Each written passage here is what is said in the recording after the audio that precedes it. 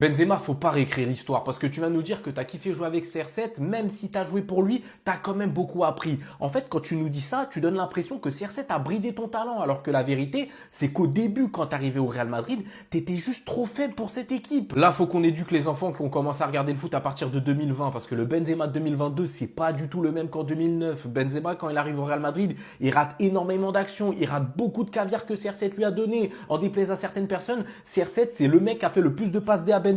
Et même le Real Madrid a souvent voulu écarter Benzema de l'équipe type en mettant des joueurs à sa place comme des Higuaín, des Adebayor. Donc non, Benzema, au début, tu t'es pas mis au service de CR7, tu étais juste trop faible par rapport à cet effectif. Parce que même à l'époque de la BBC, les mecs, ceux qui regardent des matchs le savent, le maillon le plus faible de ce trio magique, c'était Benzema. Même Bale était plus fort que Benzema à l'époque. Mais là où je suis d'accord avec Benzema, c'est qu'il nous dit que CR7 lui a beaucoup appris à gérer ses déplacements dans la surface, la pression, le pressing. Et je pense que l'accumulation de toutes ces connaissances durant toutes ces années à jouer aux côtés de CR7 a fait le monstre que c'était à la fin au Real Madrid. Et c'est pour ça qu'il fait gagner la Ligue des Champions au Real, qu'il prend un ballon d'or. Mais c'était pas du tout le même joueur à ses débuts.